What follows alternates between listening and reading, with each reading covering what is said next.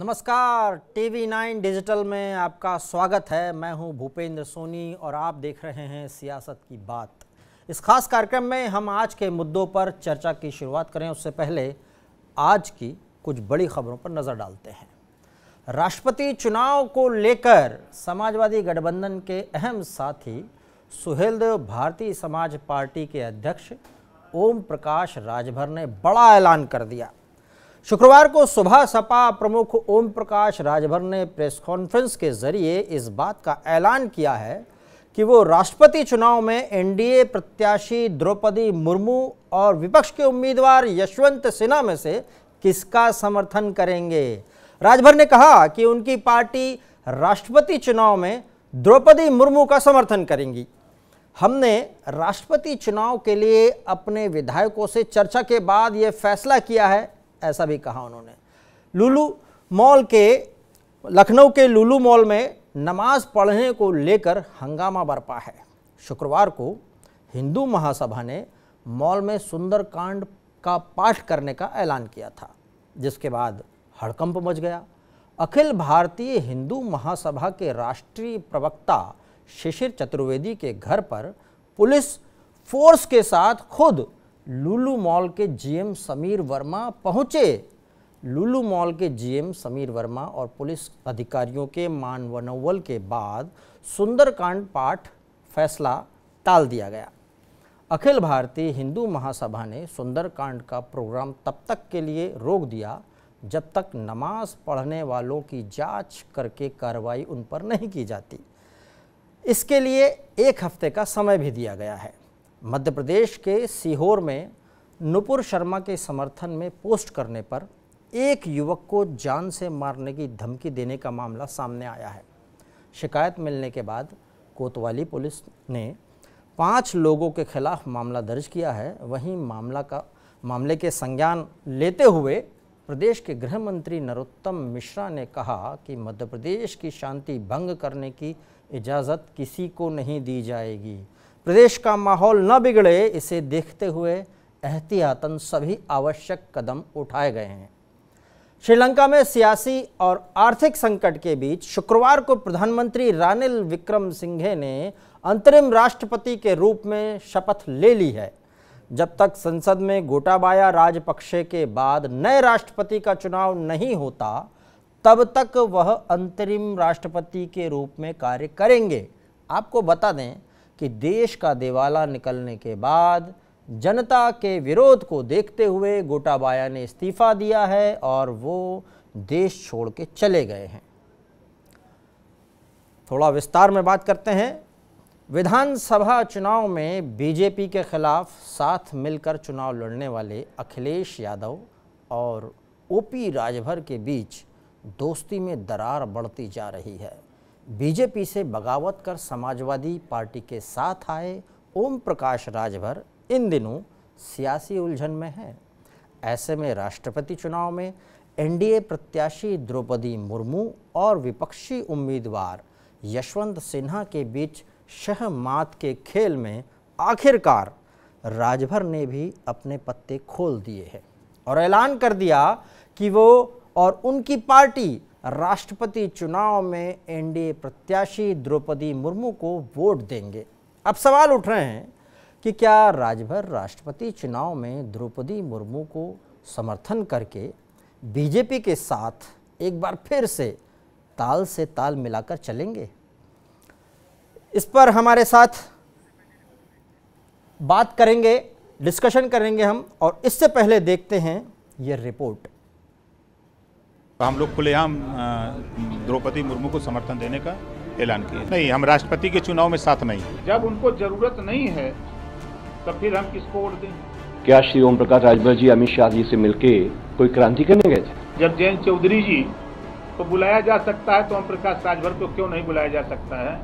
अक्सर अपने बयानों से सुर्खियों में रहने वाले सुहेलदेव भारतीय समाज पार्टी के अध्यक्ष ओम प्रकाश राजभर ने एक बार फिर से मोर्चा खोल दिया है और इस बार निशाने पर हैं गठबंधन के साथ ही समाजवादी पार्टी के अध्यक्ष अखिलेश यादव और मुद्दा बना है राष्ट्रपति चुनाव। शिवपाल यादव के बाद अब ओम प्रकाश राजभर ने भी एनडीए की उम्मीदवार द्रौपदी मुर्मू को समर्थन देने की घोषणा की है और इसकी जानकारी ओपी राजभर ने प्रेस कॉन्फ्रेंस करके दे दी। साथ ही उन्होंने कहा कि हम समाज के निचले तबके के विकास के लिए काम करते रहेंगे। सिर्फ राजभर ही नहीं बल्कि उनके साथ उनकी पार्टी के सभी 6 विधायक द्रौपदी मुर्मू को अपना समर्थन देंगे। भाई अब उनको जरूरत नहीं समझ में आई तो हम लोग क्या करें? जब उनको जरूरत नहीं महसूस हुई तो हम लोगों को वोट तो देना है। लोकतंत्र में बाबा साहब डॉक्टर अम्बेडकर ने बड़ी मेहनत करके वोट देने का अधिकार दिया है, तो वोट का बहिष्कार करना मतलब कि ये तो बहुत खतरनाक बात होगी ना। तो हम लोग खुलेआम द्रौपदी मुर्मू को समर्थन देने का ऐलान किए हैं। आदिवासी समुदाय से आने वाली द्रौपदी मुर्मू को समर्थन देने का फैसला ओपी राजभर ने मुख्यमंत्री योगी आदित्यनाथ और गृह मंत्री अमित शाह के कहने पर किया। ओम प्रकाश राजभर ने कहा सीएम योगी और अमित शाह ने उन्हें द्रौपदी मुर्मू को समर्थन देने की बात कही थी। उन्होंने कहा कि जब गृह मंत्री अमित शाह मुझसे ये बात कह रहे हैं जबकि मेरी कोई औकात नहीं है।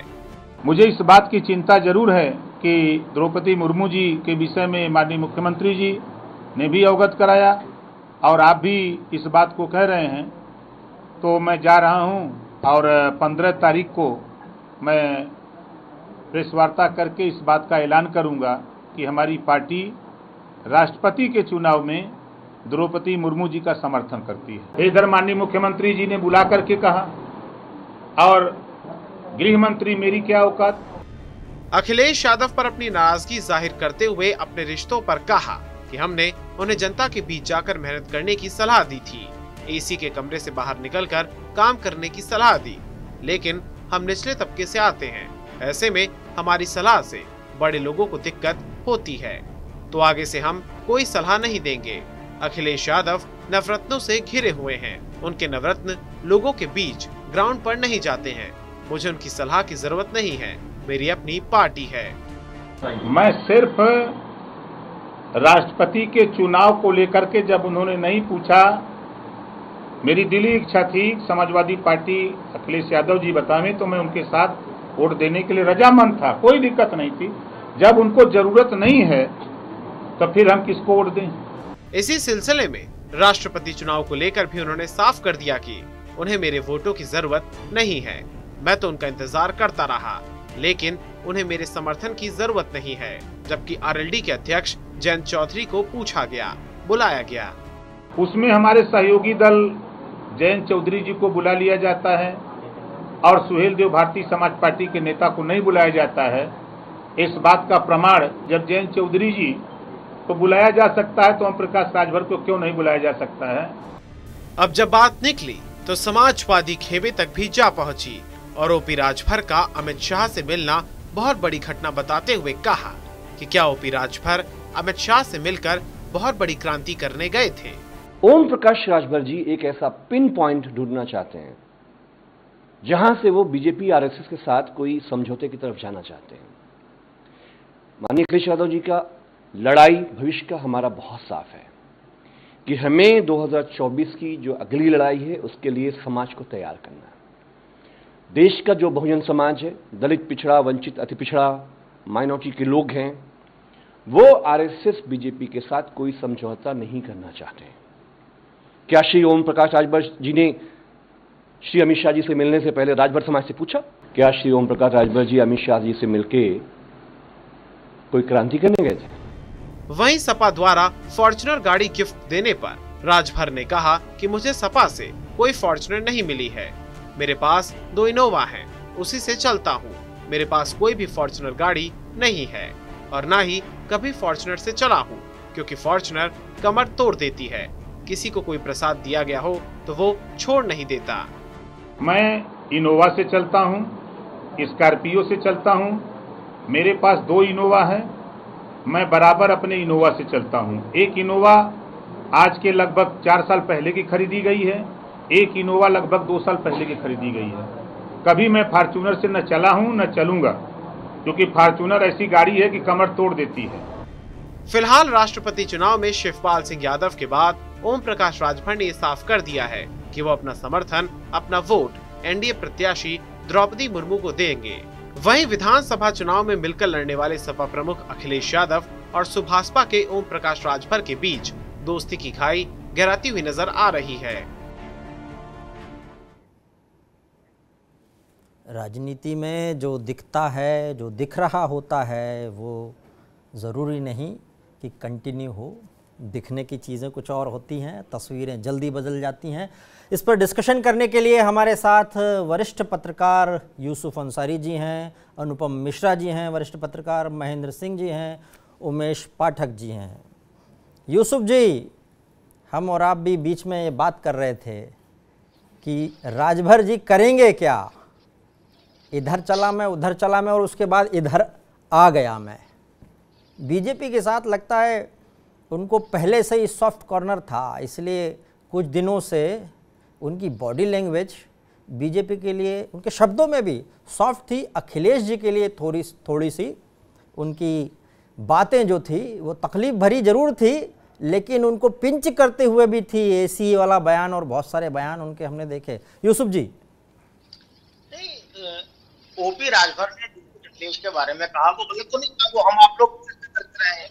यहाँ तक कि अपनी पार्टी कमरे में आप कहते हैं कि हमारे एसी में रहने की आदत पड़ गई है, एसी से बाहर नहीं निकलना चाहते। तो ये कोई ऐसी बात उन्होंने नहीं कही जो उत्तर प्रदेश में कोई और नहीं कहता हो।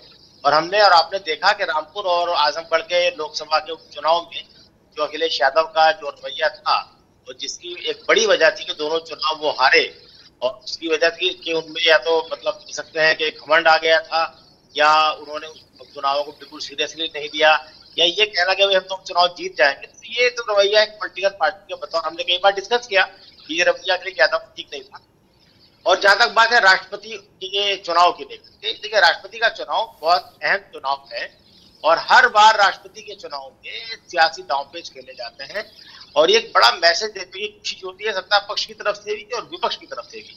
पिछले 4-5 चुनाव का अगर इतिहास उठाकर आप देखें तो विपक्ष में चाहे बीजेपी रही हो चाहे कांग्रेस रही हो, उन्होंने ये कोशिश की है कि हम एकजुट होकर विपक्ष का साझा उम्मीदवार अगर उतारते हैं तो सत्ता पक्ष के उम्मीदवार को हराया जा सकता है।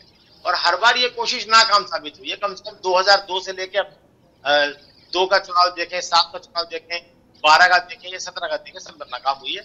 और इसमें 2 बार बीजेपी सत्ता में थी और 2 बार बीजेपी थी।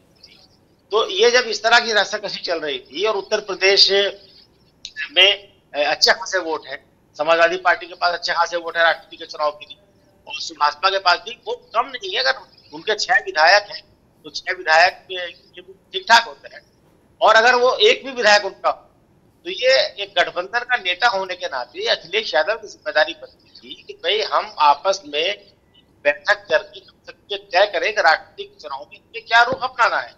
हमें एनडीए के उम्मीदवार को समर्थन देना है या विपक्ष के उम्मीदवार को समर्थन देना है। अब अगर जयंत चौधरी को अखिलेश यादव बुला सकते हैं तो ओम प्रकाश राजभर को उन्होंने क्यों नहीं बुलाया, ये सवाल अपनी जगह जायज है। दूसरी बात यह है कि उनकी पार्टी अपनी मर्जी से राष्ट्रपति चुनाव में मतदान करने के लिए, वोट देने के लिए स्वतंत्र है, क्योंकि एक पहली बार ये मौका है कि जब देश को एक आदिवासी महिला राष्ट्रपति के रूप में दी जा रही है। मेरा तो शुरू से मानना रहा है कि जब इस तरह का कोई कदम सरकार की तरफ से उठाया जाता है कि भाई डिफरेंस क्लास को या जो हाशिए पर रहे हैं समाज, उस समाज को राष्ट्रपति पद जैसा संवैधानिक सर्वोच्च संवैधानिक पद, देश का प्रथम नागरिक बनाया जा रहा, तो इस तरह के फैसले आम सहमति तो ज्यादा अच्छा है। उसका मैसेज आता है कि भाई हमें परिपक्व लोकतंत्र है और इस फैसले आम सहमति से होने चाहिए। जैसे 97 में जब देश को पहला दलित राष्ट्रपति मिला था तो के.आर. नारायणन जो है आम सहमति से राष्ट्रपति चुने गए थे। हालांकि उनके खिलाफ इंडिपेंडेंट के रूप में टी.एन. शेषन ने चुनाव लड़ा था, लेकिन कोई राजनीतिक दल उनके खिलाफ नहीं था। वो बीजेपी के भी उम्मीदवार थे, कांग्रेस के भी उम्मीदवार थे, और तब की सरकार यूनाइटेड सरकार थी वो उसके भी उम्मीदवार थे। तो अगर ऐसा होगा तो और अच्छा होगा। बीजेपी का दावा यह है कि आपने कोशिश की थी लेकिन सहमति नहीं बन पाई। अब जो ये उठापटक चल रही है उत्तर प्रदेश से लेकर महाराष्ट्र तक विपक्ष में बिखराव हो गया है द्रौपदी मुर्मू के नाम पर। जिन राज्यों में आदिवासी आबादी है, मध्य प्रदेश है, महाराष्ट्र है, उड़ीसा है, झारखंड है, वहां के जो विपक्षी दलों के एमपी है उनके संशय है कि भाई हम द्रौपदी मुर्मू का समर्थन करें या पार्टी लेते हुए यशवंत सिन्हा को। अभी आपने देखा होगा मध्य प्रदेश की कांग्रेस के विधायक ने आरोप लगाया कि उन्हें 50 लाख रुपए का ऑफर दिया गया द्रौपदी मुर्मू को समर्थन देने के लिए। तो ये सियासी दांवपेच है। तो ऐसे में इनको अखिलेश यादव की यह गलती तो रही कि उन्हें अपने गठबंधन की बैठक बुलाकर इस पर राय मशवरा करना चाहिए था, उन्होंने नहीं किया। और अब सुभाष के अगर एनडीए के उम्मीदवार की तरफ वो जा रहे हैं तो ये समझ लीजिए कि अखिलेश यादव के साथ तो उनकी पारी लंबी चलनी भी नहीं थी, पहले भी पहली बार कह चुका था। दूसरी बात यह है कि सुभाष है ऊपर राजदल की पार्टी, 20 साल पुरानी पार्टी और अभी एक्सपेरिमेंट के दौर से गुजर रहे हैं। हर विधानसभा का चुनाव उन्होंने गठबंधन के साथ लड़ा है, एक बार अकेले भी लड़ा है। आगे जिस दिन से चुनाव आए उत्तर प्रदेश विधानसभा के, तब से ये कयास लग रहे थे कि क्या यादव अपने गठबंधन को अगले चुनाव तक इंटेक्ट रख पाएंगे, या ये नियत है कि वो रख पाए, या वो सक्षम है रखने में, सवाल उठ रहे थे। और लगातार सुभाष नेता राजभर के जो बयान आए हैं अखिलेश को लेकर के, उससे साफ जाहिर है कि भाई ये देर से बेहद इनसे अलग होगी। राष्ट्रपति का चुनाव एक बेहतरीन मौका मिला है अपनी राहें जुदा करने के लिए। और जिस तरह से उन्होंने कहा कि अमित शाह जी ने मुझे कहा है मेरी औकात नहीं, या मुख्यमंत्री ने कहा है, तो ये इस तरह से हम कह सकते हैं कि औपचारिकताएं होती हैं और कहीं ना कहीं इलेक्शन स्ट्रेटेजी भी होती है। कभी अगर छोटे दल के लोगों को मान बरोबर करके अपने साथ लाया जाता है तो हम एक बड़े मार्जिन से चुनाव जीत सकते हैं। तो मोदी सरकार की जो कोशिश है वो एक बड़े मार्जिन से द्रौपदी मुर्मू को राष्ट्रपति का चुनाव जीतने की है, ताकि वो ये सुनिश्चित कर सके कि भाई हमने जो उम्मीदवार चुना है आदिवासी समुदाय से, उसे हमारी पार्टी की, हमारे गठबंधन के अलावा विपक्ष के खेमे से भी अच्छा खासे वोट मिल गए। पिछला जो चुनाव हुआ था राष्ट्रपति का, उसमें 65.6% पक्ष के उम्मीदवार यानी रामनाथ कोविंद को। और जब यूनाइटेड नेशन माफ कीजिएगा यूपीए की सरकार पे जब प्रणब मुखर्जी का हुआ था, तो तब वो लगभग 70% वोट मिले थे। तो अब बीजेपी के पास तो मतलब एनडीए के पास अभी 49% है, उनके 13,000 से। तो उन्हें सबसे पहले उन्हें बीजेडी का समर्थन मिला, बीजेडी के पास करीब 31,000 वोट है। अब झारखंड मुक्ति मोर्चा ने भी समर्थन कर दिया, उनके पास भी करीब 21,000 वोट है। तो इस तरह से उनका समर्थन बढ़ गया। और आज देख रहा था तो करीब उनके पास जो है 6 लाख से ज्यादा वोट हो गए हैं।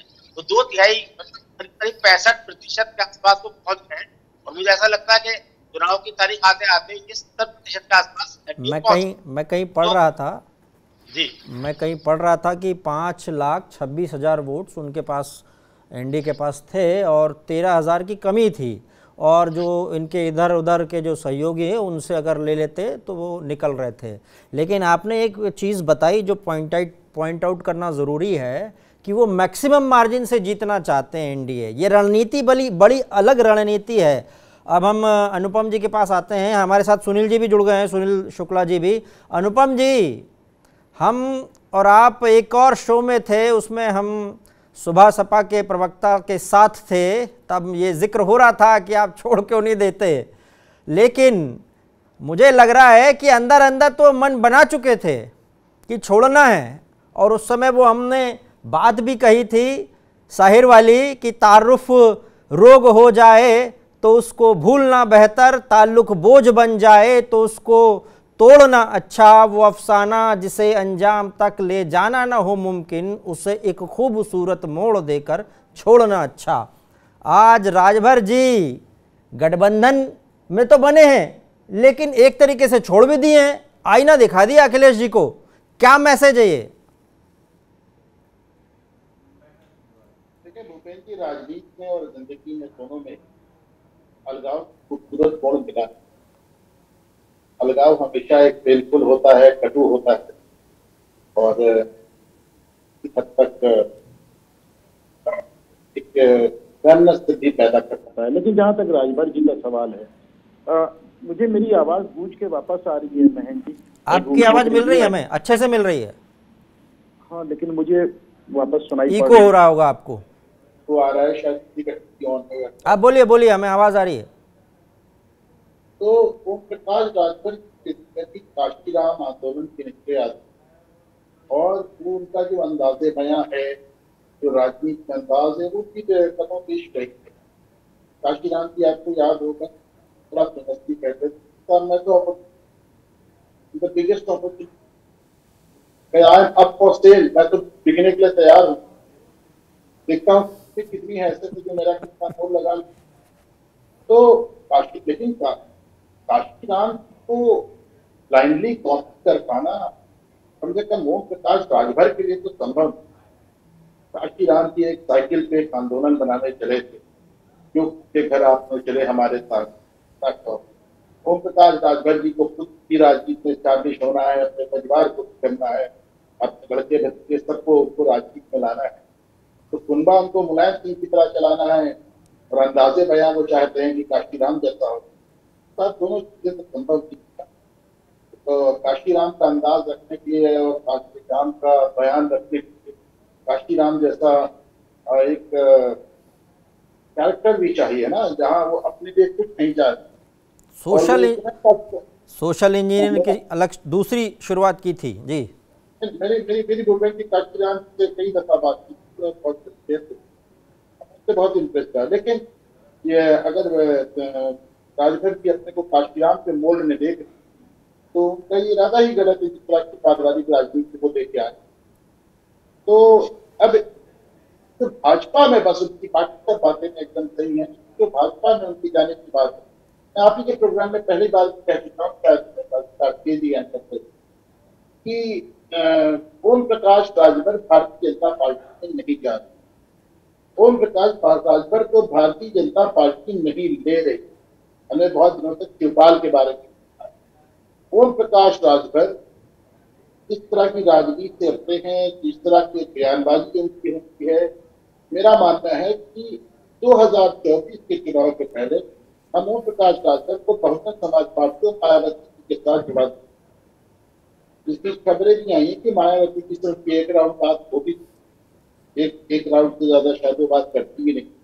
अगर वो मुतमईन हो जाती है कि आपको काम देना है तो फिर वो फर्दर बातचीत किसी न किसी अपने पार्टी के मेंबर को सौंप देती हैं, डेलीगेट करती हैं। और मेरा अपना मानना है कि उनकी मायावती से बातचीत पर करने वाली है।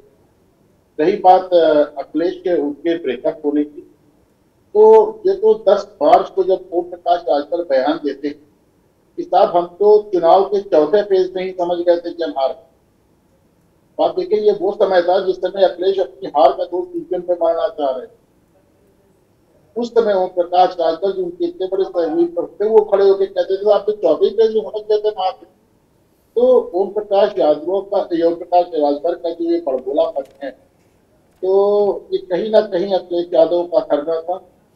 अभी जैसे यूसुफ जी कह रहे थे कि भाई उन्होंने गलत क्या कहा, इससे बाहर निकलने की सलाह उनको हम कब देते हैं। हमारी बात और है, वो सहयोगी पार्टी है, अगर उनको एसी से बाहर निकलने की सलाह अखिलेश यादव को देती थी तो अकेले में देते।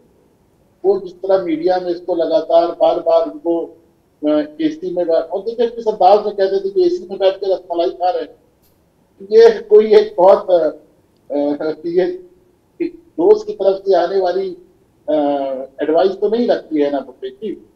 और अखिलेश यादव का भी जो राजनीति का एक अंदाज है वो इरिटेट हो जाते हैं, उनकी बहुत ढेर सारी राजनीति उनके अहंकार से और ईगो से ड्राइव होती है। आप भारतीय जनता पार्टी को देखें भूपेश जी के वही ओम प्रकाश राजभर हैं जिन्होंने योगी और मोदी को सांड कहा था और कहा था कि तो गुजरात और भी ऐसे बयान हैं जो वायरल हुए थे राजभर जी के। नहीं, लेकिन सारे बयानों के बावजूद जब राष्ट्रपति चुनाव आता है तो अमित शाह भी उनको बुला के बात करते हैं, योगी आदित्यनाथ भी उनको बुला के बात करते हैं। अभी राजनीति के महीना अखिलेश यादव को सीखनी पड़ेगी। और जहां तक राष्ट्रपति चुनाव का बात है तो ये विधायक का चुनाव नहीं है कि अगर 500 वोट से भी जीत गए तो जीत गए। बताया जा रहा था कि 66% वोट से रामनाथ कोविंद जीते, 66% के पास सुझाव नहीं थी, फिर भी 66% वोट मिला। तो राष्ट्रपति का चुनाव आमतौर पर माना जाता है कि सर्वसम्मत से हो जाए तो सबसे अच्छा है, और अब जब सर्वसम्मत से नहीं हो रहा है, सर्वसम्मत की राजनीति कोई आसार भी नहीं, तो मैं मानता हूं कि भारतीय जनता पार्टी चाहेगी कि उनका जो राष्ट्रपति पद का उम्मीदवार है वो एक भारी बहुमत से जीते। अगर रामनाथ कोविंद 66% जीते थे तो द्रौपदी मुर्मू कम से कम 70% 75% वोट जीते। वैसे भी देखिए क्रिकेट बैलेट होता है, और इस बात का मैं अभी से दावा कर रहा हूँ कि जितने वोट नजर आ रहे हैं भारतीय जनता पार्टी और एनडीए के पाले, जब फाइनल टैली सामने आएगी मुख्यमंत्री तो हम देखेंगे उससे कहीं ज्यादा वोट उनको मिलेंगे। हमारे साथ सुनील शुक्ला जी भी हैं। सुनील जी, यही सब करना था और उनको पता भी था, जैसा कि उन्होंने प्रेस कॉन्फ्रेंस में भी बोला, अमित शाह जी का नाम भी लिया, और उसी दिन से ये स्क्रिप्ट लिख गई होगी। तो आपको लगता है कि यही सब करना था? तो जो बीच के दौर में वो इधर उधर सब कर रहे थे, तो उसकी ज़रूरत क्या थी? या कोई ख़ास रणनीति इसके पीछे? भूपेन जी, जिस मंत्री को सरकार में रहते हुए अपने 1.5 किलोमीटर की सड़क खुद फावड़ा चला के बनाना पड़ा हो, उसके बाद जो गठबंधन में बना रहे, उस समय भी यह सवाल नहीं पैदा होता था। सवाल यह है कि उस समय भारतीय जनता पार्टी गठबंधन ने उनकी कोई चिंता नहीं की। यह मौके की बात है। आज भारतीय जनता पार्टी को वोट की जरूरत है, तो वह सबसे बात करने के लिए तैयार है। जब पिछला विधानसभा का चुनाव था, उस समय किसने बात करने की कोशिश की? ओम प्रकाश राजभर से। तो ये तो राजनीति है। दूसरी चीज ये भी आप जानिए कि मैं यूसुफ भाई की बात से पूरी तरह सहमत हूं कि यह अखिलेश यादव की असफलता है। गठबंधन को बनाए रखने की पूरी जिम्मेदारी गठबंधन के नेता अखिलेश यादव की है, और अखिलेश यादव का जो रवैया है गठबंधन के सदस्यों के प्रति, निश्चित रूप से वो बहुत अच्छा नहीं है। आपको देखिए, राजनीति में संवाद बहुत आवश्यक है और संवाद में निरंतरता बहुत जरूरी है। अगर आपने ये निरंतरता बनाए नहीं रखी, तो कोई भी गठबंधन, छोड़िए आपके दल के सदस्य भी आपको छोड़ के जा सकते हैं। राजनीति में अपने लोगों को सक्रिय बनाए रखना, इन्वॉल्व किए रखना, मुद्दों से जोड़े रखना, यही नेतृत्व का काम है। जब एक चुनाव चल रहा है, एक चुनाव में विपक्ष का उम्मीदवार लखनऊ आया, तो इसमें क्या दिक्कत हो रही थी कि आप सभी को अपने साथ बुला करके बैठा लेते? यह रवैया तो संगठन चलाने की नहीं है। एक अच्छे संगठन करता तो आप नहीं माने जा सकते। तो आपके आकर्षण में कोई कब तक बधा रहेगा और क्यों बधा रहेगा? कुछ को बुला रहे हैं, कुछ को नहीं बुला रहे हैं। उसको लालच, उनको प्रलोभन केंद्रीय गृह मंत्री जैसे शक्तिशाली नेता से मिलने लगे, तो ऐसे लोगों को टूटने में कितना समय लगता है? 5 साल तक कोई एक छोटे दल का नेता अपनी सरकार से नाराजगी क्यों मोल लेगा? 6 सदस्यों का एक विधायक दल का विधानमंडल सदस्य है ये पूरे 5 साल तक। अब चुनाव विधानसभा के तो होगा 5 साल बाद ना, तो सरकार से निकटता बढ़ाने की कोशिश कौन नहीं करता? नहीं, पर वो तो ये कहते हैं, वो तो ये कहते हैं कि हम पहले सरकार में थे और निकले, हम मुद्दों के ऊपर निकले, हमारी कुछ मांगे थी वो पूरे नहीं हो रही थी, इसलिए हमको सरकार की लालसा नहीं है, ऐसा कहते हैं वो। सुनील जी, तो क्या मुद्दे, जिन मुद्दों को लेकर के वो निकले थे सरकार से, उन मुद्दों को संबोधित कर दिया सरकार ने? उनके तो देखिए, हर आदमी को कहने की बात होती है ना। राजभर जी जो बात भी कर रहे हैं, निश्चित रूप से राजभर एक बड़े अच्छे नेता हैं।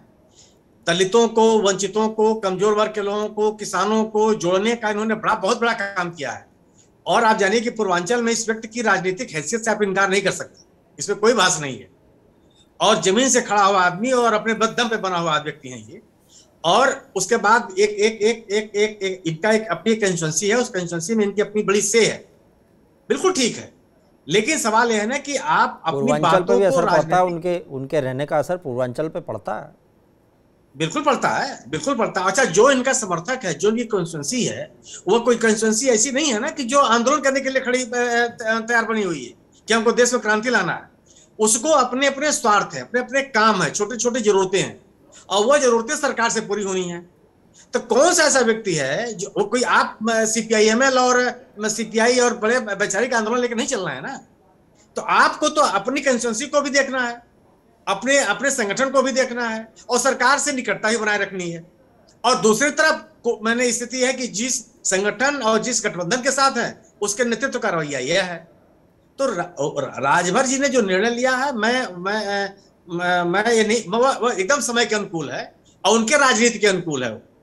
और यह आप मैंने यह कहना कि इतना करना था तो आप ऐसा क्यों कर गए? अरे आप सोचिए कि आज जिस बात की आलोचना हम और आप अखिलेश यादव के लिए कर रहे हैं, क्या उस समय बात हमारे आपके समझ में नहीं आ रही थी कि 1.5 किलोमीटर की सड़क, अब आपका कैबिनेट मंत्री, उसके घर में शादी होने वाली है, वो खुद फावड़ा लेके सड़क बना रहा है और किसी ने उसकी चिंता नहीं की। तब किसी ने नहीं कहा कि आपको किसी अपने एक मजबूत गठबंधन के सदस्य को छोड़ने के लिए मजबूर कर रहे हैं।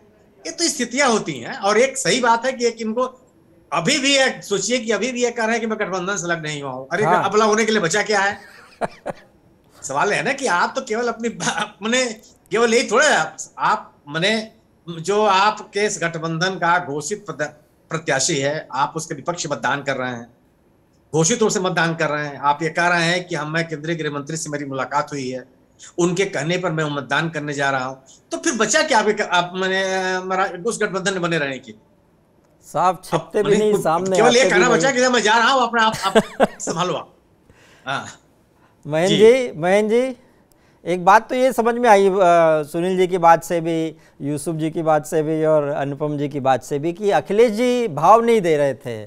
मेरी सीमाओं का एहसास कराते रहिए, कौन हूँ क्या हूँ बताते रहिए। उन्होंने बता दिया राजभर जी को कि आपकी सीमाएं क्या हैं, लेकिन राजभर जी तब भी बोलते रहे कि हम गठबंधन में हैं, हमें आपसे कुछ चाहिए, हमको बुला नहीं रहे, हमको आप न्योता नहीं दे रहे, बिठा नहीं रहे, आपने आजू बाजू में जयंत जी को बिठा लिया, इसको बिठा लिया, लेकिन हमको नहीं बुलाया। लेकिन आज जो तस्वीर आई है वो तो कुछ और बोल रही है। क्या ये तस्वीर लंबे समय की जो तस्वीर है उसको सोचकर बनी है आज की? नहीं, देखिए, जो है भारतीय राजनीति की एक बहुत बड़ी विडंबना रही है, खासकर 90 के दशक के बाद, कि जो एक बहुत जो जाति विशेष पे आधारित राजनीतिक दल है, खासकर मंडल कमीशन के बाद, और जिन्होंने सामाजिक न्याय और जो है सामाजिक सशक्तिकरण की बात की, अपने जाति को उसका एक सपना दिखाया कि हम आपके लिए लड़ेंगे। लेकिन इन पार्टियों का नेतृत्व ऐसे लोगों ने किया जो स्वार्थी निकले और पूरी की पूरी पूरे एक समुदाय के साथ इन्होंने छलावा किया। और उसका सबसे सटीक इस समय अगर भारतीय राजनीति में हम उदाहरण देखें तो ओम प्रकाश राजभर है। ऐसे तमाम उदाहरण आप देख सकते हैं। और क्योंकि इन लोगों ने जो जाति, जो खासकर अति पिछड़ा वर्ग था या पिछड़ा वर्ग था, जो शोषित वंचित समाज था, उनको जो है मंडल कमीशन के बाद 1990 के दशक में और जब कांग्रेस का डिक्लाइन शुरू हुआ तो ऐसी पार्टियों ने जन्म लिया। लेकिन इस पार्टी के नेतृत्व ने उन जातियों को, उन समुदाय को जो दलित, शोषित, वंचित थे, उनको कहीं न कहीं ठगा और अपने स्वार्थ के लिए ठगा। और देखिए, आप चुनाव के पहले ओम प्रकाश राजभर ने, वैसे ये लोग ऐसी जो पार्टियां हैं ये राजनीति की हवा बहुत अच्छी तरीके से भाप लेती हैं, लेकिन शायद वो उसमें कहीं न कहीं चुनाव के पहले ओम प्रकाश राजभर चूक गए और उन्होंने भारतीय जनता पार्टी की सरकार का साथ छोड़ दिया। और अब वो आना चाहते हैं, लेकिन मुझे लगता है कि अब वो भारतीय जनता पार्टी उनको लेना नहीं चाहती, क्योंकि उनको बाहर रह के जिस तरीके से शिवपाल यादव का उपयोग कर रही है भारतीय जनता पार्टी उत्तर प्रदेश के में, उनको अखिलेश यादव के ऊपर उनसे आक्रमण करवा के अखिलेश की जो नेतृत्व क्षमता है उस पर हमेशा प्रश्न चिन्ह उठवाते रहेंगे और 2024 तक यही चलने वाला है।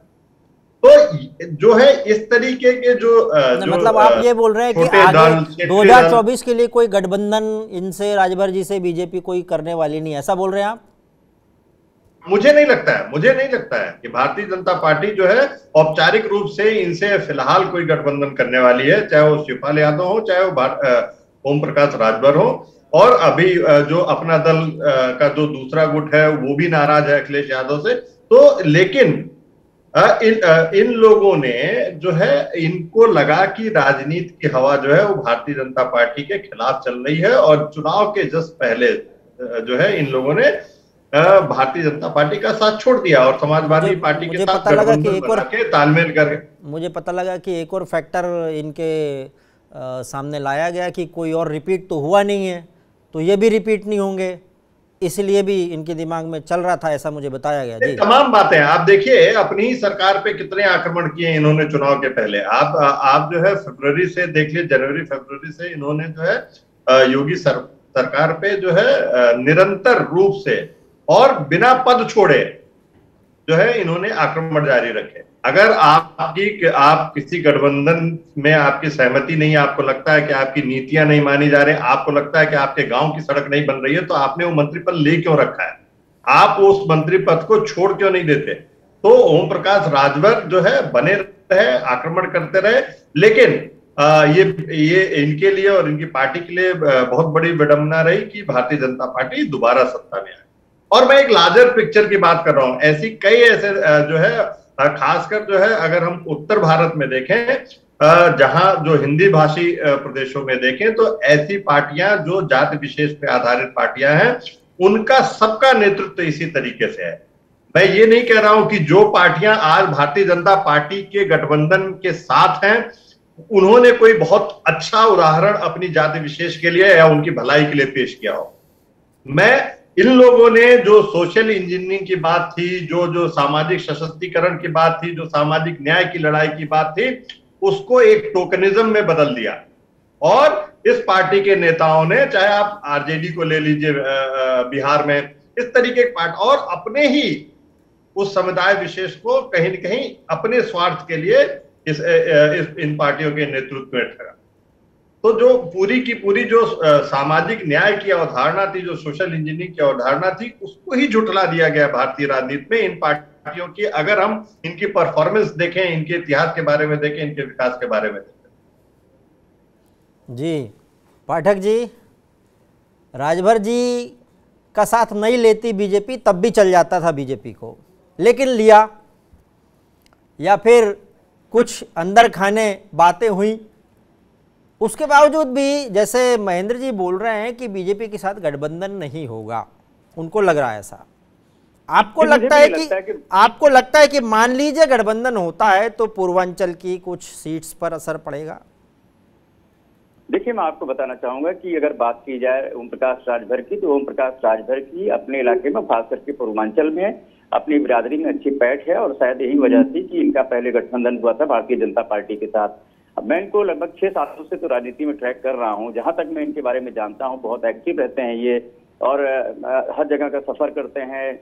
जितना ये पूर्वांचल में ये दौरा करते हैं, शायद ही कोई राजनेता करता हो। लेकिन एक कमी भी है, बयान भी इस तरह का देते हैं जिसकी वजह से जो इनके साथ गठबंधन में पार्टी होती है वो मुसीबत में पड़ जाती है। आपको याद होगा कि जब इन्होंने भारतीय जनता पार्टी का साथ छोड़ा था तो कई इनकी मांगे थी, इन मांगों को माना नहीं गया।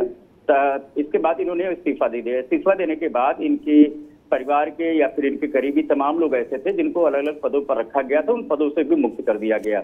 भारतीय जनता पार्टी ने इसके बाद राजभर में अनिल राजभर को आगे बढ़ाया और नेताओं को आगे बढ़ाया, और उनको लगा वो इस चीज को मैनेज कर लेंगे। हालांकि वो मैनेज नहीं हो पाए। उस बीच में अखिलेश यादव ने उनको मैनेज कर लिया, अपने साथ अपने चुनावी रथ यात्रा, सामाजिक रथ यात्रा में लेकर के जाने लगे। लेकिन बस से उतरने के बाद इस तरह के, मैं आपको बताना चाहूंगा, चाहे अखिलेश की बात करें चाहे ओम प्रकाश राजभर की बात करें, कि दोनों की जो स्टाइल ऑफ पॉलिटिक्स है बिल्कुल अलग है। और मैं पक्के तौर पर कह सकता हूं कि उस वक्त भी ये कयास लगाए जा रहे थे कि चुनाव के बाद अगर परिणाम अखिलेश यादव के पक्ष में नहीं आते हैं तो ये गठबंधन नहीं चल पाएगा। और कोई गठबंधन अभी तक अखिलेश यादव के साथ चला भी नहीं है पिछले कई सालों में। आप देखें तो ईस्ट की अगर बात की जाए, ईस्ट में उन्होंने ओम प्रकाश राजभर के साथ समझौता किया, गठबंधन किया।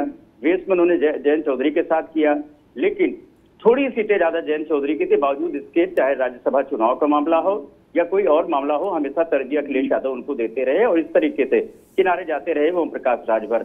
मैं आपको बताना चाहूंगा कि जो यहाँ पर मीटिंग हुई थी, जो बैठक हुई थी जिसमें यशवंत सिन्हा यहाँ पर आए थे, उसके पहले ही अखिलेश यादव से यह सवाल किया गया था, उसके बाद नहीं किया गया था, कि वो सलाह दे रहे हैं कि आप एसी कमरे से बाहर निकलिए, जनता के बीच में जाइए। तभी उन्होंने कह दिया था मुझे उनकी सलाह की जरूरत नहीं है।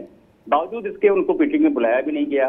तो ऐसे में जब योगी आदित्यनाथ के यहाँ पर डिनर हुआ तो वहां पर इनका ओम प्रकाश राजभर का भी पहुंचना हुआ, राजा भैया का भी पहुंचना हुआ और शिवपाल यादव का भी पहुंचना हुआ। तो सीधी सी बात है कि स्कोर नहीं कर पा रहे थे, किसी तरीके से भी पकड़ नहीं बना पा रहे थे अखिलेश यादव। और मुझे लगता है कि जिस तरीके से विधानसभा उपचुनाव में हार हुई, जिस तरीके से लोकसभा उपचुनाव में हार हुई, चुनावी हार हुई, उसके बाद सबसे बड़ी सियासी हार ये है अखिलेश यादव की कि राष्ट्रपति चुनाव में, जहां भी उत्तर प्रदेश में सबसे ज्यादा एक तरह देखा जाए तो विधायकों की वोट की वैल्यू है, सबसे ज्यादा वोटों की वैल्यू है, ऐसे में भी उन्होंने एक तरह से देखा जाए तो जो विपक्ष के उम्मीदवार हैं उनके साथ में वो ओम प्रकाश राजभर के विधायकों को भी साथ में नहीं ले पाए, और वहीं भारतीय जनता पार्टी उनको साथ में लेके गई। तो मुझे लगता है ये अखिलेश यादव की बहुत बड़ी सियासी हार है। अखिलेश यादव जी की हार है उमेश पाठक जी के मुताबिक। अभी हम अगली खबर की ओर तरफ चलते हैं। लुलु मॉल इस समय चर्चा में हैं। अभी इस वक्त लुलु मॉल में एक नई ब्रेकिंग आई है। ब्रेकिंग ये है कि हिंदू समाज पार्टी के लोग सुंदरकांड करना चाहते थे मॉल के अंदर। पुलिस ने उन्हें गेट पे रोक दिया और कुछ को हिरासत में लिया है। हालांकि हमने ये देखा था अभी, जब हिंदू महासभा वाले सुंदरकांड करना चाहते थे तो जीएम ने उनके पास पहुंचकर कहा कि आप ऐसा मत कीजिए। साथ ही मॉल प्रशासन ने ये साफ कर दिया है कि कोई भी धार्मिक गतिविधि मॉल में नहीं होगी। अभी हिंदू समाज पार्टी के लोग गए थे और सुंदरकांड करना चाहते थे, उनको हिरासत में ले लिया गया है। गजब है, हमारा देश इस समय नई नई चीज़ों को देख रहा है। प्रोटेस्टर्स की भी बाइट्स आई हैं, सुनते हैं क्या बोल रहे हैं। आप यहाँ कह रहे प्रशासन लगी है, कुछ लोग डरपोक लोग नहीं है।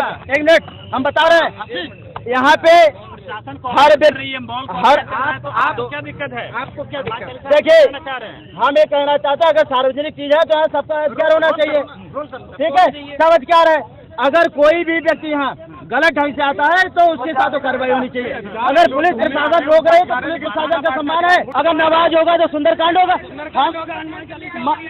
मैं सबको ये कहना चाहता हूँ, पुलिस प्रशासन सबको रोके, शासन सबको रोके, प्रशासन सबको रोके। मैं तो सबका सम्मान करता हूँ। अगर नमाज होगी तो सुंदरकांड होगा, ऐसा कह रहे थे वो। इसके पहले आज लखनऊ के लुलु मॉल में नमाज पढ़ने को लेकर हंगामा जारी रहा। शुक्रवार को हिंदू महासभा ने मॉल में सुंदरकांड पाठ करने का ऐलान किया था, जिसके बाद हड़कंप मच गया। अखिल भारतीय हिंदू महासभा के राष्ट्रीय प्रवक्ता शिशिर चतुर्वेदी के घर पर पुलिस फोर्स के साथ खुद लुलु मॉल के जीएम समीर वर्मा पहुंचे। लुलु मॉल के जीएम समीर वर्मा और पुलिस अधिकारियों के मान मनोबल के बाद सुंदरकांड पाठ का फैसला टाल दिया गया। अखिल भारतीय हिंदू महासभा ने सुंदरकांड का प्रोग्राम तब तक के लिए रोक दिया जब तक कि नमाज पढ़ने वालों की जांच करके कार्रवाई नहीं हो जाती है। इसके लिए 1 हफ्ते का समय दिया गया है। वहीं इस मामले में लुलु मॉल के प्रबंधन ने नमाजियों के खिलाफ FIR दर्ज कराई है। लुलु मॉल की तहरीर पर सुशांत गोल्फ सिटी थाने में FIR दर्ज हुई है।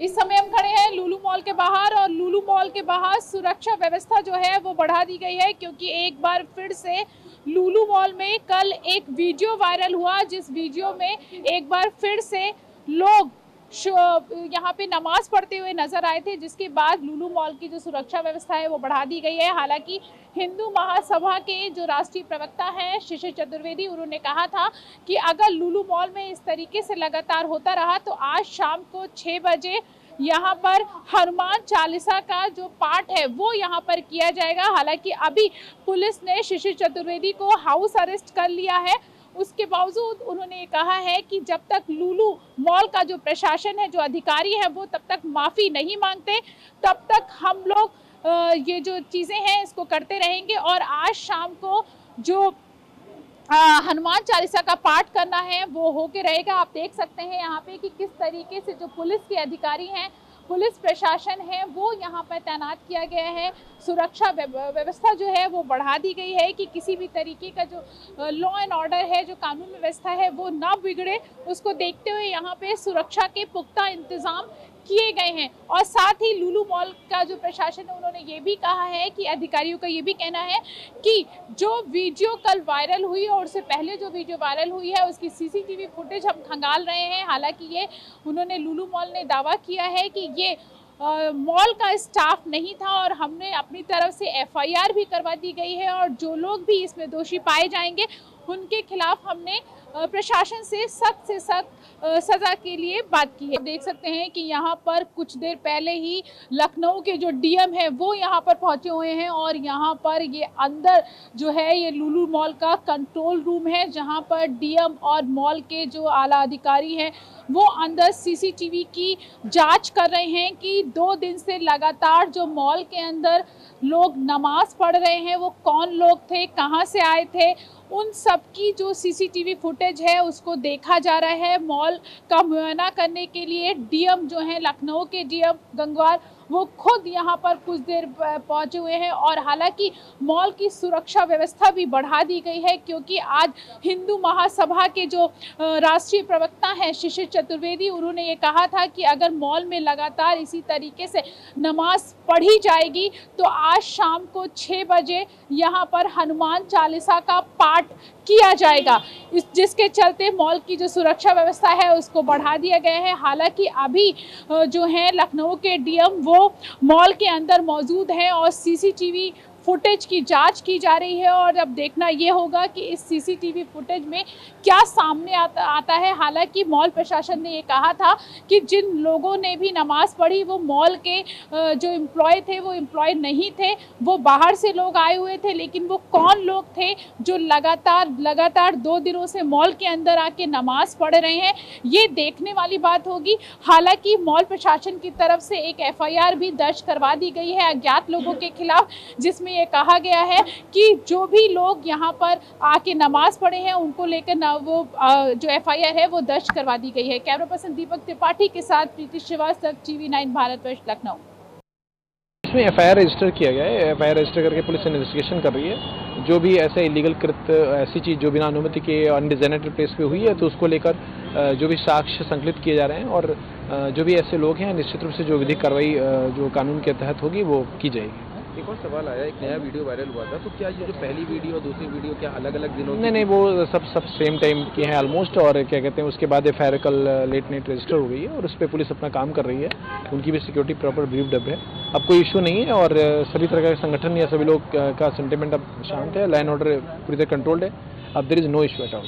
कुछ हिंदू संगठनों ने कहा था इस वीडियो वायरल होने के बाद कि वो यहाँ पे सुंदरकांड या हनुमान चालीसा का भी पाठ करेंगे, तो उसको लेके भी आज आप लोगों ने सुबह उस पर भी ब्रीफ किया उसमें? हाँ, अब ऐसा उन्होंने कॉल अपनी ऑफ कर लिया और वो मामला पूरी तरह सेटल हो गया, कोई इशू नहीं। एक आखिरी सवाल है, ये जो लोग नमाज पढ़ते हैं क्या अभी तक इनकी पहचान हो पाई कौन है, मॉल के लोग हैं? अभी CCTV फुटेज के साथ इन्वेस्टिगेशन जारी है, बहुत जल्दी इसका पर्दाफाश होगा। ऐसा कल से हमारे संपर्क में प्रशासन के लोग थे और आज सुबह नज़रबंद करने के लिए यहाँ पर प्रशासन के लोग आ गए और उनका कहना था कि इस कार्यक्रम को जो है कैंसिल कर दीजिए।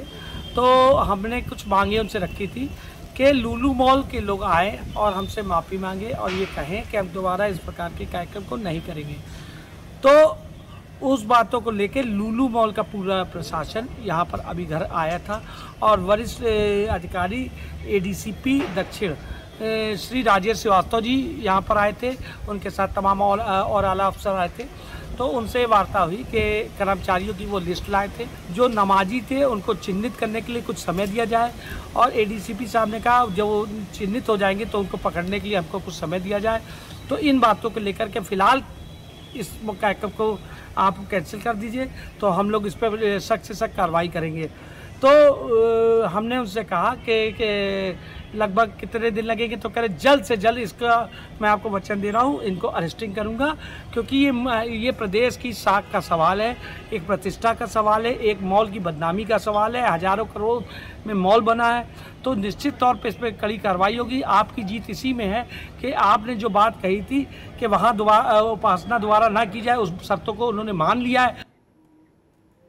गज़ब है, जो चीज़ जिसके लिए बनी होती है उसका इस्तेमाल हमको नहीं करना है, लेकिन कोई दूसरी चीज़ का इस्तेमाल हमको करना है। वहाँ पर हमारे देश में अक्सर ऐसा होता है, कमर्शियल एक्टिविटी के लिए मॉल बना, इन्वेस्टमेंट आया, लेकिन वहाँ पे धार्मिक कार्य करने हैं। सुनील शुक्ला जी, समझ के बाहर है कुछ लोगों की जो अखाड़ा बनाने की राजनीति है, एक दूसरे में लग जाते हैं, ढूंढने जाओ तो इंसान कहाँ, हिंदू मुसलमान, यही चल रहा है। सुनील जी, आपको आवाज़ आ रही है?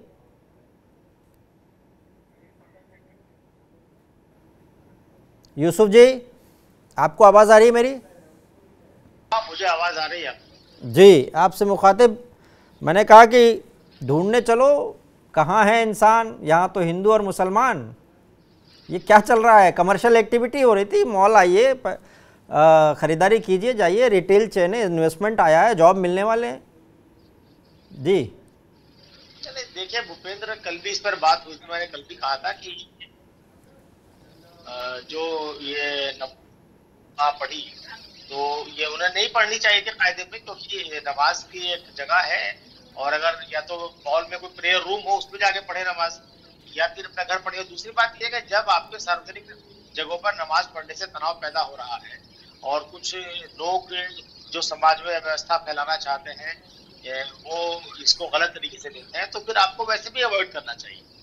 लेकिन मैं देख रहा हूँ कि छोटी छोटी बातों को इतना ज्यादा तूल दिया जाना, जैसे अभी हमने सुन रहे थे जो हिंदू महासभा के शैलेश चतुर्वेदी, जो भी इनका नाम था पूरी तरह देख नहीं पाया, शिशिर चतुर्वेदी, हाँ, उन्होंने जो बातें कही हैं क्या वो बातें जायज हैं? वो कौन होते हैं साहब उनसे माफी मांगी जाए? वो कौन होते हैं तय करने वाले? क्या वो प्रदेश के मुख्यमंत्री हैं, क्या राज्यपाल हैं? वो कौन है कि उनसे माफी मांगी जाए, उन्हें सुनिश्चित किया जाए दोबारा ऐसा नहीं होगा? दूसरी बात, नमाज पढ़ना कोई अपराध तो है नहीं, तो नमाज पढ़ने वालों के खिलाफ किन धाराओं के अंदर कार्रवाई की जाएगी? ये क्या है? ये सब देश संविधान से चलेगा ना? हमारे योगी जी तो कहते हैं कि संविधान से चलेगा, तो संविधान में तो नहीं है। क्या मान लीजिए नमाज पढ़ी ली है तो उन्होंने कौन सा ऐसा अपराध कर दिया साहब उनकी तलाश की जाए, उनके सख्त कार्रवाई की जाए? दूसरी बात, एक वर्ग के पूजा के विरोध में दूसरा वर्ग अपनी पूजा करने की बात करे, ये कौन सी परिपाटी है? मुस्लिम समाज में 5 वक्त नमाज पढ़ने का रिवाज है, 5 वक्त की नमाज का वक्त है। तो अगर हिंदू समाज में भी पूजा पद्धति के लिए कोई ना कोई मुहूर्त निकलता को तय होता है, तो अगर वो कोइंसाइड साथ साथ काम करे तो उसके साथ करना चाहिए, लेकिन एक के विरोध में दूसरा करना ये मुझे कोई अच्छी बात नहीं लगती है। दूसरी बात ये कि ये धर्म निजी मामले होते हैं, लोगों को इस बात का ख्याल रखना चाहिए, सार्वजनिक स्थल पे बचना चाहिए। धार्मिक मामला या अशांति या कुछ ऐसी चीज़ें हो जाती हैं, कभी कभी मान लीजिए अशांति हो रही तो सभी को ये शांति बनाने की प्रोसेस में लगना चाहिए। प्रायोरिटी ये होनी चाहिए कि हम उसे शांति बनाए रखें। अगर कुछ लोगों ने गलती की है तो उस गलती को दोहराया नहीं जाए, शांति बनाए रखी जानी चाहिए, इसकी जिम्मेदारी सबको होनी चाहिए। लेकिन कोई डिक्टेशन दूसरे को दे, ये मुझे मुनासिब नहीं लगता। हाँ, सुनील जी, आप भी यही विचार रखते हैं? नहीं भूपेश जी, सवाल यह है ना कि मुसलमानों में 5 वक्त नमाज पढ़ने की एक परंपरा है और मुसलमान अपने नमाज के वक्त जहां रहता है वहां नमाज पढ़ लेता है। वो हमारे यहाँ पे तो परंपरा है नहीं। हम सुबह नहा करके जिसकी पूजा अर्चना करनी होती है हम कर लेते हैं घर पे अपने, या मंदिर में, या जहाँ कहीं भी।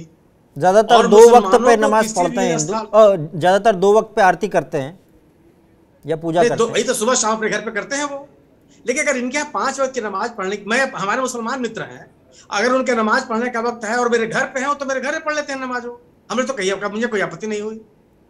सवाल यह है कि अगर किसी की मतलब कोई प्लान बना के जा रहा है वो आपत्तिजनक है, कोई समूह बना के जा रहा है, इस पर्पस जा रहा है कि हम जाएंगे वहां नमाज पढ़ेंगे, गलत है। किसी सार्वजनिक स्थल पर एक योजनाबद्ध तरीके से जाकर के कोई धार्मिक आयोजन, ये गलत है। लेकिन अगर वहां मौजूद है, वो गया हुआ है और उसको उसका वक्त, उसका नमाज पढ़ने की एक समय हो गया है और वो इंटेंशनली ये काम नहीं कर रहा है, उसके स्वभाव में शामिल है, तो क्या दिक्कत है? कहां रोक है इसकी? लेकिन अगर आप डिक्टेट करें, अगर माने कि नहीं अगर वो नमाज पढ़ रहे हैं तो हम जाकर के हनुमान चालीसा पढ़ेंगे, ये कोई बात नहीं होती है। मतलब एक विधि सम्मत समाज का तरीका नहीं है ये। इस तरह का रिएक्शनरी होना मतलब एक संतुलित समाज का परिचय के नहीं है। निश्चित रूप से सार्वजनिक इस तरह के स्थानों को धार्मिक आयोजनों के लिए, इंटेंशनली धार्मिक आयोजनों के अनुमति नहीं दी जानी चाहिए जी, बिल्कुल नहीं दी जानी चाहिए। और किसी को भी इसकी इजाजत नहीं होनी चाहिए महेंद्र जी। लेकिन उसके साथ साथ किसी को डिक्टेट करने का भी अधिकार नहीं होना चाहिए। ये कोई तरीका थोड़े है क्या? रिएक्शन में कोई काम क्यों करेंगे आप? ये चला हुआ इन दिनों, पढ़ने का तो हम जाके इन दिनों कुछ व्यवहार बदला हुआ है लोगों का, कुछ समझ में नहीं आ रहा है आपस में चल क्या रहा है ये। महेंद्र जी,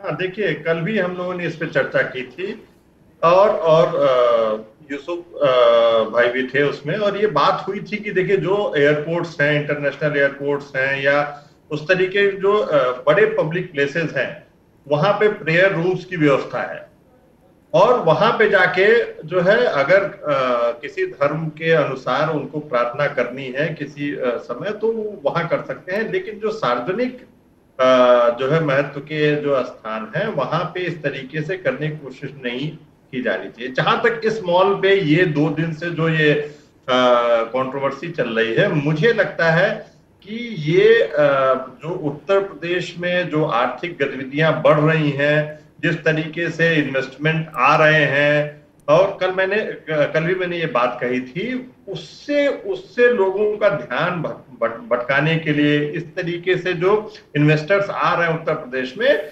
उनको नुकसान, उनको हतोत्साहित करने के लिए जो है इस तरीके की साजिश की जा रही है कि कोई जाता है नमाज पढ़ता है उसके बाद एकदम से वीडियो आ जाते हैं। इसका मतलब कोई जो है वीडियो आ रहा है, इसका मतलब कोई हो सकता है कि बाकायदा किसी ने किया भी हो, संभव है।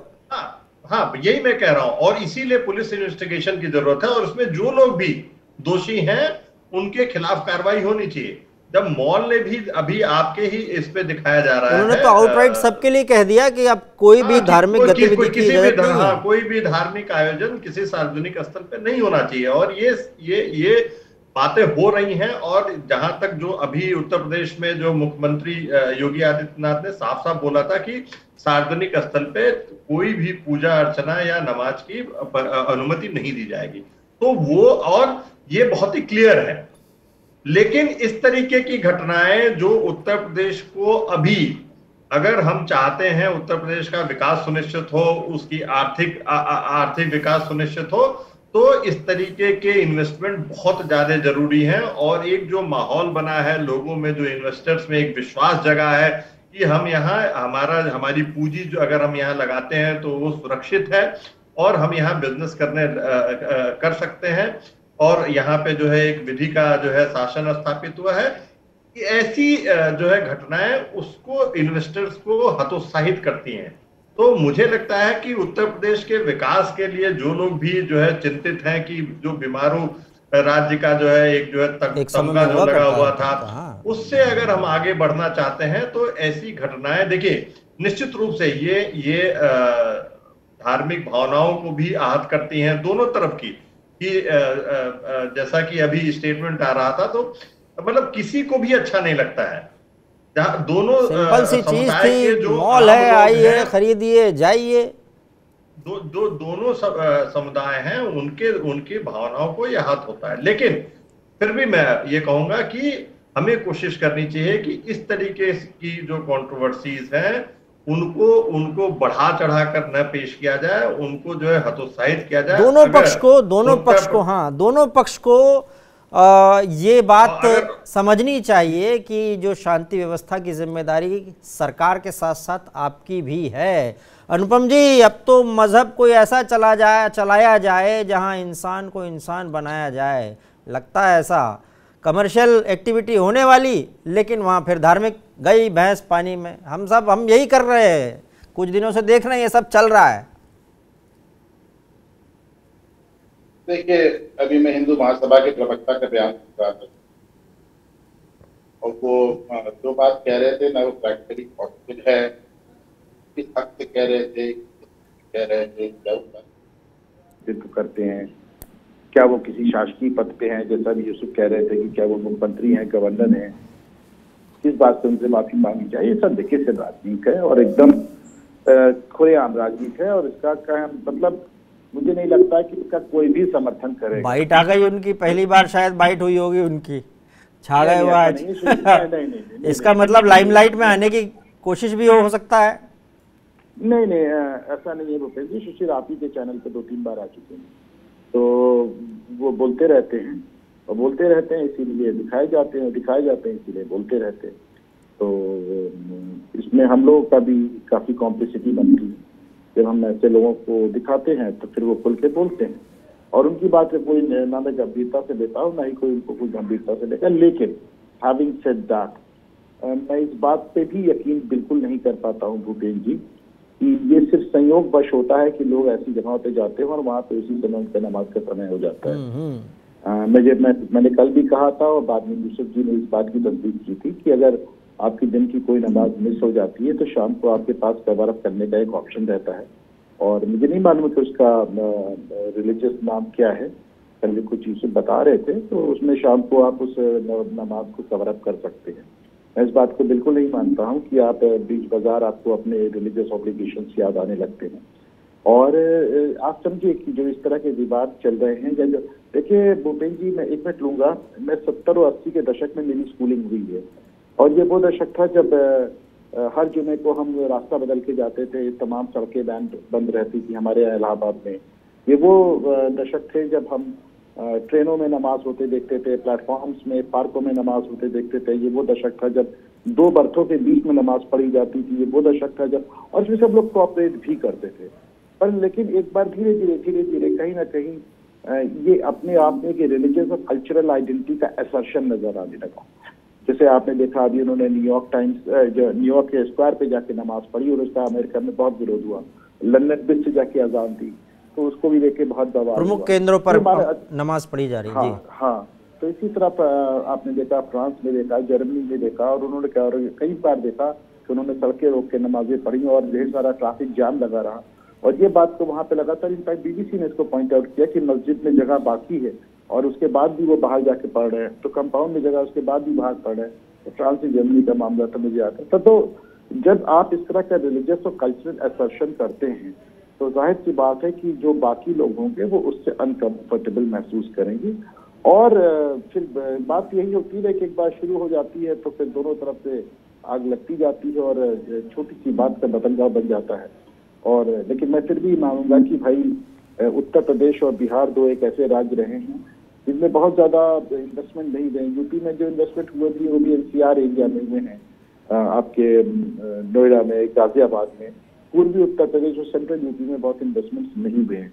और अब जबकि एक law and order Yogi Adityanath सरकार का एक यूएसपी रहा है और उसके चलते अगर यूपी में कुछ इन्वेस्टमेंट हो रहे हैं तो मुझे लगता है सबको इसका स्वागत करना चाहिए।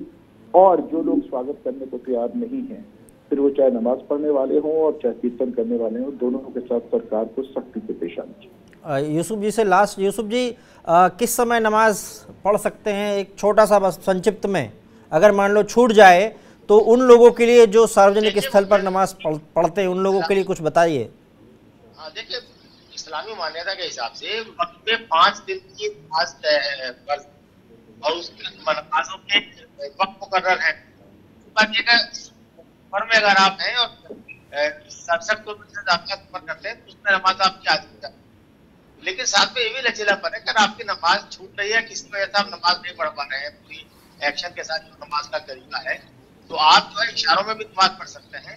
और अगर आप बिल्कुल पोजिशन नहीं है तो आप कज़ा नमाज रात को घर आके जो दिन की छुट्टी हुई नमाज है वो रात में भी पढ़ सकते हैं। तो इतनी छूट दी हुई है। लेकिन अब ये जो कि धर्म व्यक्ति का निजी मामला है, कौन आदमी अपने रिलीजन थॉट को कितना स्ट्रांगली लेता है, कितना उसके अंदर लचीलापन है, ये व्यक्ति से व्यक्ति पर निर्भर करता है, एक जैसे नहीं होते हैं। यानी कि मॉल में जब ये नमाज पढ़ी गई तो उसके अंदर मेरे ख्याल में 8 या 10 लोग थे। मॉल में उसमें हजारों लोग, कई सौ लोग होंगे, तो सब लोगों ने नमाज नहीं पढ़ी, कुछ लोगों ने नमाज पढ़ी, बाकी लोगों ने जरूरत महसूस नहीं किया। मेरे ख्याल से इन्वेस्टिगेशन के बाद सामने आएगा कि उनका क्या पूर्व नियोजित था कि नहीं। ऐलान करके तो गए नहीं साहब हम जाके मॉल में नमाज पढ़ेंगे, वहां रहे होंगे, इन्हें लगा नमाज का वक्त हो रहा है, नमाज पढ़ ली होगी। लेकिन उसके बावजूद मेरा ये मानना है कि इन्हें ऐसा नहीं करना चाहिए था। दूसरी बात यह कि अगर हमारे किसी रिलीजियस ड्यूटी को परफॉर्म करने से हमारे आसपास के लोगों को दिक्कत होती है या उसमें गलतफहमी पैदा होती है या उसकी वजह से माहौल बिगड़ता है, तो ये हमारी जिम्मेदारी है कि हम अपने स्तर पे लोगों को माहौल बिगाड़ने का मौका नहीं दे। ये जिम्मेदारी का एहसास इन लोगों को भी होना चाहिए और बाकी लोगों को भी होना चाहिए कि जो जहां देखते हैं कि वही अपनी नमाज पढ़ना शुरू कर देते हैं। तो नमाज पढ़ना अगर फर्ज है भी तो उसके साथ बहुत सारी छूट भी दी गई है, तो उनको भी ध्यान में रखना चाहिए। दूसरी बात यह है कि मुसलमान होने के साथ साथ हम भारत के नागरिक हैं और भारत संविधान बात है जी। और संविधान ही हमें धार्मिक आजादी देता है, संविधान देता है। धार्मिक फर्ज के अलावा राष्ट्रीय फर्ज भी है जी। धार्मिक आजादी जो हमें मिली हुई है, धर्म को मानने की आजादी, धर्म को परफॉर्म करने की आजादी, धर्म को प्रीच करने की आजादी, वो संविधान के तहत मिली हुई है। तो अगर हमारा कोई एक्ट धार्मिक रिलीजियस धार्मिक हमारी गतिविधि वो हमारे किसी संविधान के किसी पार्ट से टकराती है तो वह संविधान प्रिवेल करेगा, वह धार्मिक आजादी हमारी मान्यता नहीं होगी। संविधान सर्वोच्च है देश में, तो मुझे ये लगता है कि एक परिपक्व नागरिक होने का परिचय भी मुसलमानों को देना चाहिए। और जो भी अनुपम मिश्रा बता रहे थे कि भाई सड़कों पर अब पिछले जब से कंट्रोवर्सियां शुरू हुई है तब से काफी इसके ऊपर पाबंदी लगी है। मैं खुद आपकी अपनी बात बताता हूँ, 12 साल मुझे हो गया मैंने कभी सड़क पर नमाज नहीं पढ़ी है। जब से मतलब कि एक समझ पैदा हुई, ट्रैवल भी करते होंगे आप, कई जगह ट्रैवल भी करते होंगे जबकि आप जी। मोहम्मद साहब की हदीस मौजूद है, उन्होंने सड़कों पर नमाज पढ़ने के लिए सख्त मना किया है। कहा है कि भाई सड़क पर रास्ते पर पहला अधिकार जो है वो राहगीर का है, चलने वालों का है। और अगर आपकी नमाज पढ़ने से उनको दिक्कत होगी तो आप नमाज बिल्कुल ना पढ़ें, मस्जिद में पढ़े। एक जैसे जुमे की नमाज की बात है तो आप मस्जिदों में जुमे की नमाज जहाँ ज्यादा भीड़ होती थी वहाँ 2 बार जुमे की नमाज होती थी, एक बार 2 बजे पढ़ ली, दूसरी बार 2:30 बजे पढ़ ली, तो उससे बाहर भीड़ नहीं होती। तो हर चीज का समाधान निकाला जा सकता है। इस देश में अमन शांति बनाए रखने की जिम्मेदारी सरकारों के साथ साथ सामाजिक संगठनों के साथ साथ आम नागरिकों की भी है और हर नागरिक को ये जिम्मेदारी समझनी चाहिए और उसका पालन करना चाहिए। जी, हम किसी एक धार्मिक पक्ष को नहीं बोल रहे हैं, हम दोनों पक्षों को बोल रहे हैं। दोनों लोगों की जिम्मेदारी है। दुष्यंत कुमार जी की लाइन है कि मत कहो आकाश में कोहरा घना है, ये किसी की व्यक्तिगत आलोचना है। इस सड़क पर हर तरफ कीचड़ बिछा है, हर किसी का पाँव घुटनों तक सना है। दोस्तों, ये पाँव जो है निकाल कर धोइए और दौड़िए विकास के रास्ते पर, धार्मिक सद्भाव के रास्ते पर। हम इजाज़त लेते हैं। नमस्कार।